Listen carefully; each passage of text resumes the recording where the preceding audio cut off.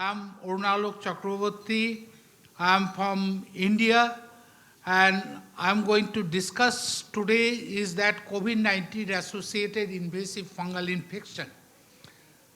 My friend Dr. Atul Patel as well as Dr. Liu, both of them had made the task easy because of speaking a lot in case of both kappa and COVID-associated mucormycosis. But friends, this is amazing. 700 million people all over the world suffered because of this COVID.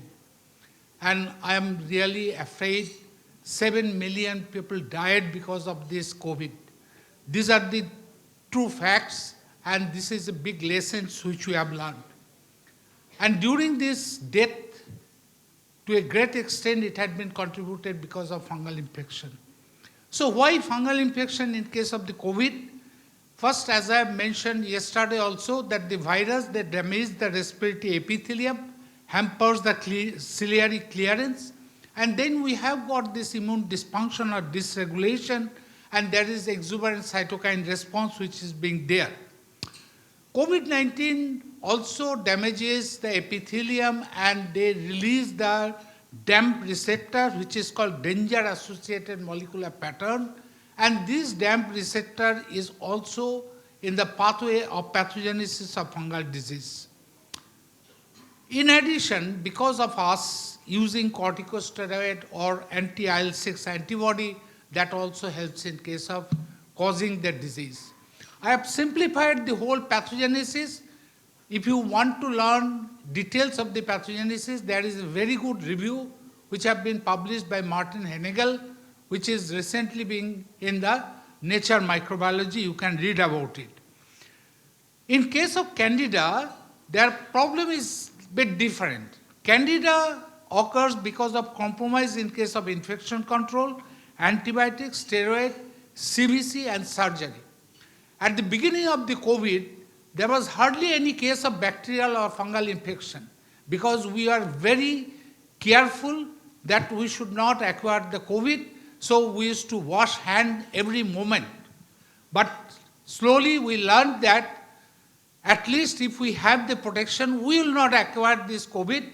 Then there is a compromise in case of healthcare started. And then we started seeing all this problem in case of Candida. So these are the three major issues which we see: COVID-associated invasive candidiasis, COVID-associated pulmonary aspergillosis, and mucormycosis. Of course, there are certainly certain small case reports were there about pneumocystosis, Saccharomyces fungemia, even in case of cryptococcosis. In India, multicentric study which have been conducted, and it had shown that grossly around 10% of, in case of all infection, it is because of fungus, and out of which mainly it is of the Candida and rest other in case of mold infection. Now, what are the challenges? First thing is that, as usual, the same challenge we faced if it is a sepsis, bacterial sepsis or fungal sepsis. If it's a mycosis, now usually a lot of discussion happened. We have heard about there is presence of the halocine, nodule, and all these things. But friends, in case of COVID, problem in radiology is that whether you have aspergillosis or no aspergillosis, the imaging has got a lot of confusion. The imagings are similar in nature. And there was also a problem in case of differentiation between aspergillosis and mucormycosis. So what happened? I'm giving one example from country where from Malcolm had come, that is in case of UK. If the patient in ICU fever didn't respond to antibacterial therapy, given antifungal. So you can imagine 42% in case of ICU which are on liposomal amphotericin B. But if you see what is the basis of giving them the therapy, basis was only superficial sample on tracheal aspirate or even in sputum contains the fungus which is there. But 58% of them were beta-D glucan negative. Rather, because of this amphotericin B, patient developed the acute kidney injury rather than helping the patient in that sense. So with this background, let's look into what happened in case of COVID-associated candidiasis. You know, during this period, we have seen several series has come out. All these series has shown that there is 5 to 10-fold increase. I am taking one example, that is the University Hospital in case of Italy. If you see candemia rate per 10,000 patient day, it was almost like 8 times or 7 times increase which have been there. And this is being quite high number of patients, rather all the patients were on prior antibiotic therapy. Now when they acquired the infection, that's also a very important issue. It had shown very clearly this is hospital acquired infection, 50 to 80% of them healthcare associated, that was there. And these are the comorbidities which have been there. And this particular study in case of this pain very clearly shows that it is ultimately the responsibility of this is because of your antibiotic. Like in case of this particular hospital, there was antimicrobial stewardship which have been maintained properly before COVID and after COVID. And if you see, there was no difference in case of the acquiring the infection during this period. That shows that it was all that we forgot about antimicrobial stewardship during this COVID time. Now, what about the Candida auris issue? This is in Israel. They never used to see so many cases of Candida auris. They have found there is a 30-fold increase in case of Candida auris during this period, which were resistant to fluconazole and even to voriconazole. In India, there are 2 centers where it had been studied. You can see there was 2-fold increase in Candida. And if you see, Candida auris is 42% of the blood isolates. So it shows that Candida auris is a very important issue. So there was a systematic analysis in case of COVID-19-associated Candida auris infection. It shows that overall pool prevalence is around 5.7%. And mortality is very high, nearly 70% of these cases. Coming to the kappa, already Leo has mentioned about a lot about the kappa. I am going to say what is the problem in case of diagnosing the kappa. This was about the in general multiple centers throughout the world which are published, and it showed that in hospitalized patients the incidence was around 0.4%, and in case of ICU it was in 6.9%. So if you compare IAPA, that is influenza associated with COVID associated pulmonary aspergillosis, incidence wise there was no variation. But what was the main factor of difference is that in case of influenza we had a lot of tracheobronchitis cases which was not here, and if you see serum galactomannan, that was very few cases which were positive in case of kappa. And that was a big problem because how to diagnose? Basically, in this period of time, people were not taking or processing respiratory sample. They were scared. Even in case of the pulmonary the centers, they were not doing either bronchoscopy or even collecting respiratory sample. And because of this, we could not put either way on the basis how to diagnose these cases. And if you see this image of CT scan, either of these, whether it is with aspergillus or without aspergillus, this was similar in picture. So there were several definitions came, and these definitions caused a lot of problem from our European Confederation of Medical Mycology and our international society together. When we tried to look into it, as people are not doing the bronchoscopic sample, there was a new term brought into this time, that is the non-bronchoscopic lavage sample, which is absolutely a blinded procedure. Because of that, we don't know what cutoff value should be taken in case of galactomannan if we do. We had to put very high cutoff value in case of galactomannan. But if you look into the autopsy data, which I was raised this question to Liu, see, this is from the study of the iron swords. It had shown that really in case of autopsy of this type of patients of 677, there was only invasive mold disease was found in 2%, 8 with kappa, 2 unspecified, 1 of mucormycosis. So question that time came whether kappa was overdiagnosed or not. And if you look into these 4 definitions, so much variation which have been shown in the same group of patients if we try to analyze in that sense. But one important thing which had shown is that if we do the BL galactomannan, that gives more consistent data in case of diagnosis. So, it was the 28 external, the expert group, they said that no way, we should not use this CT scan for diagnosis, we should not use tracheal aspirate or sputum for diagnosis, you have to do bronchoscopy. Either bronchoscopy, if you can diagnose as a tracheobronchitis, that's okay, or you try for a biopsy sample, or at least for the BL sample that is there. So the practical approach came into this simplified way. If it is positive galactomannan in the serum, that's very good. Then you start antifungal therapy, but try to do repeat galactomannan. If it comes again positive, then continue. If it is not, stop it. If it is you are doing on non-bronchoscopic sample, that is non-bronchoscopic Lavage sample, in that situation, what you can do is that if it is positive, start, but if it comes negative, try for the bronchoscopic lavage or try for the bronchoscopy biopsy sample. If it comes negative, stop the therapy. And if you have a positive culture or PCR from the bronchoscopic lavage sample, then start the therapy. Coming to the mucormycosis area, lot of discussion Dr. Atul Patel had done. I am not going to so much of the details. I will just make out this story in a very simplified fashion.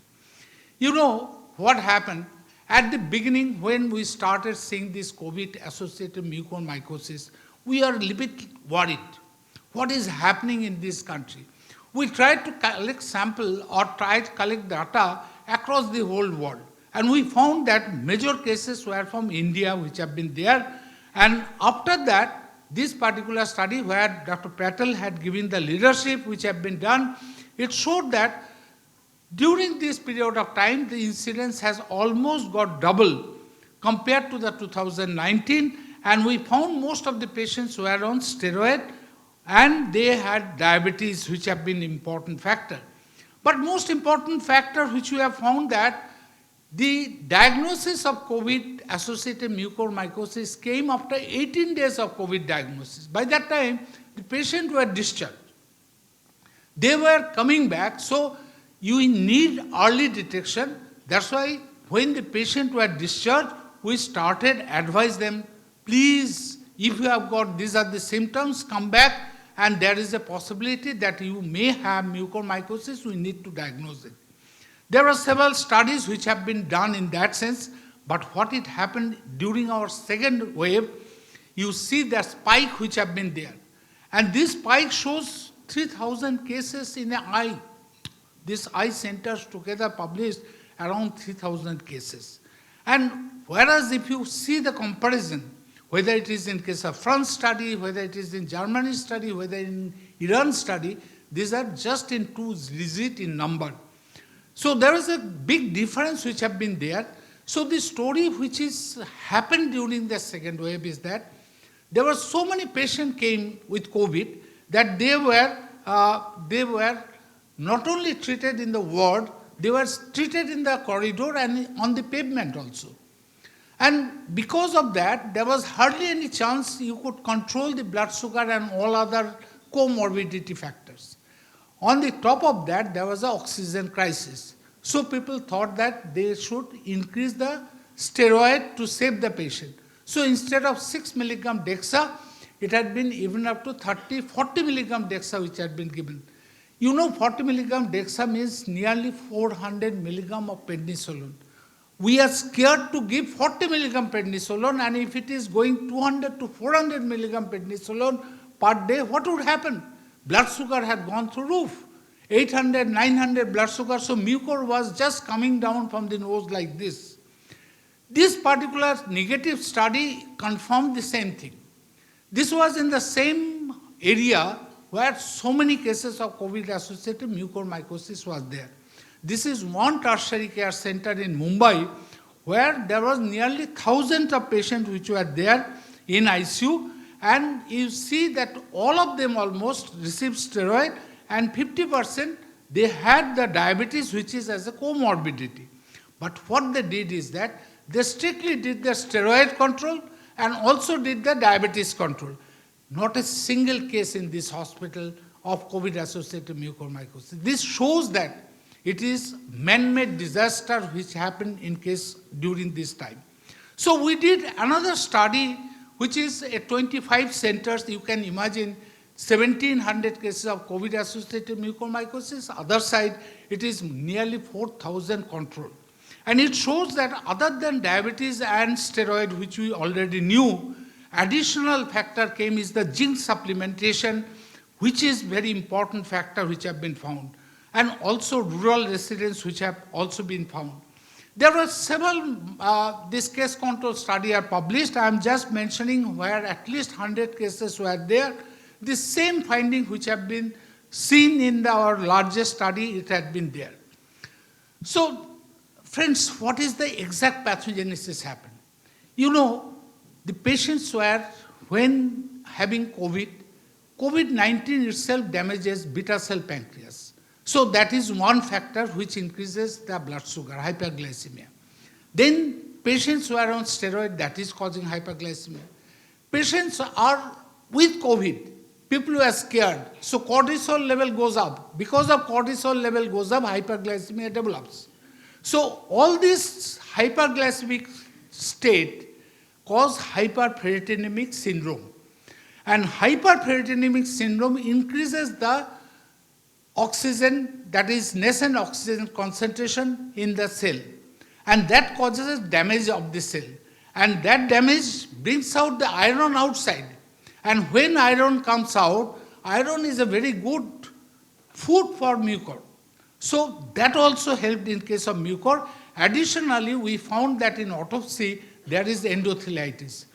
Endotheliitis causes cottage receptor to go up, GRP78 receptor to go up, and GRP78 receptor can attach to the cottage receptor.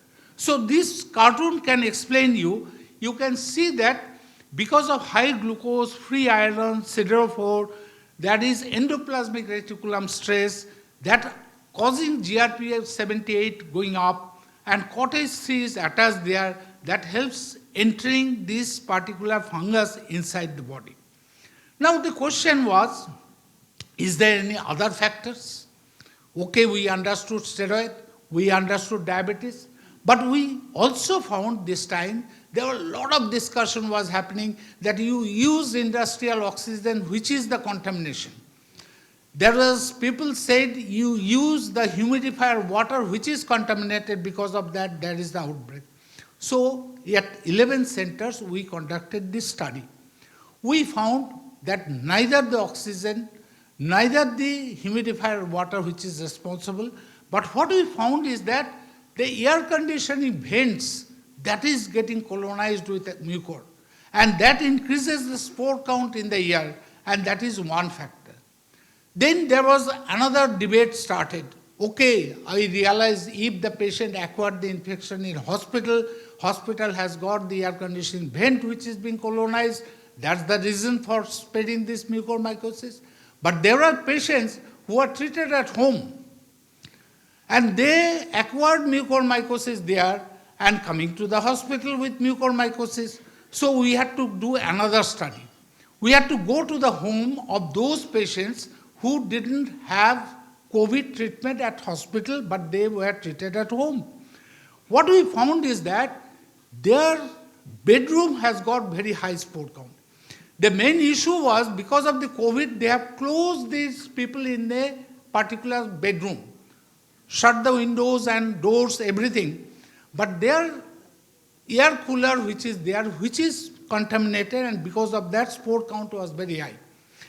And these patients, rhizopas which have been isolated, and from the environment which have been isolated, we found there is a strong correlation in case of genetic study. So it shows that this was one of the major issues why we have got this particular problem. Then we started, this paper is not yet published, this is the last paper which we are working. Is there any transcriptome factor in case of this COVID-19, which is helping in case of mucormycosis. So we have taken, these are the patient, COVID-19-associated mucormycosis, pulmonary mucormycosis patient, and COVID-19 without mucormycosis and healthy control. And we did the transcriptome study. What we found that, at least the preliminary data, we are still analyzing that the genes which are upregulated, that is determining the profound intravascular coagulation, thrombotic change, which are very important in case of COVID-associated mucormycosis. Next, how we diagnose these cases? Of course, in case of paranasal sinus or sinus affected, it was very easy. Just consult a ENT surgeon, collect the endoscopic sample, you can diagnose. But what about pulmonary? Here we did a Delphi study, and this Delphi study really gave a recommendation how we can go for it. We found that certain imaging factor like thick wall cavity, reverse halo sign, large consolidation, mycotic aneurysm, birdnest signs, all these are strongly associated in case of the COVID-associated mucormycosis. So what we said that in case of this respiratory, if you suspect it, you try to collect sputum, tracheal aspirate, any of this. If there is accepted hyphae, think about this can be mucormycosis. Or you can try to collect the sample by doing the bronchoscopy if possible, then also that can help in case of diagnosing of these cases. Lastly, how we control this outbreak? You know, this controlling the outbreak is basically the education. We didn't do much of this. First thing, we trained all the doctors that please stop steroid.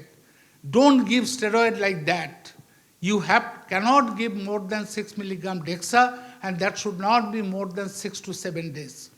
Second important, please control the blood sugar. That was very important issue. And we desired or we requested the patient who are diabetic, please at home also use the mask at least for a month. Because at home environment also the spore count was very high. And that really helped us in controlling this. So this mask campaign really controlled it. So friends, this is my summary slides. This is a very good summary slide. You can see it in the Hennigel's paper, where he had compared the kappa versus mucor versus candida. You see that there is, in prevalence of kappa, it had been shown 10%. COVID-associated mucormycosis, they have picked up from our data, that is 0.27% of all COVID cases, 1 to 2% in case of those who are treated in ICU. In case of candida, main thing is that there is not a very clear data available, but there is an increase which have been there. In case of the kappa, it is Aspergillus fumigatus, because it is mainly in case of the European studies which have been there, whereas mucor, it is the Rhizopus aeregeus. And if you see site of infection, it is of course lung, whereas in case of candida, it is the bloodstream. But in case of candida, it is the candida auris which have been highlighted. And of course, regarding therapy, all discussion you heard. In case of kappa, it is that voriconazole or isavuconazole which had to be given. For mucormycosis, it is the amphotericin B which is the major issue. And during this period of time of COVID-associated mucormycosis, there was no amphotericin B available in India. And even we didn't have posaconazole and isavuconazole. So sometimes even without any good in vivo data, on the basis of in vitro data, we had treated some of the patients with itraconazole. That was there. But I would say in mucor, mostly it is the debridement that really helped. Challenges, yes, in case of kappa, the diagnosis is still a very not clear-cut. We need to understand it much more. Then diagnostics in case of ICU settings, in case of COVID-associated mucormycosis, the Delphi study would help. And in case of candida, of course, the blood culture, that would help in case of diagnosis. With this, I like to thank you for your kind attention. You all heard me at the end of the day, which is really challenging for all of you, also challenging for me to convince you about this particular outbreak. With this, I like to thank you all.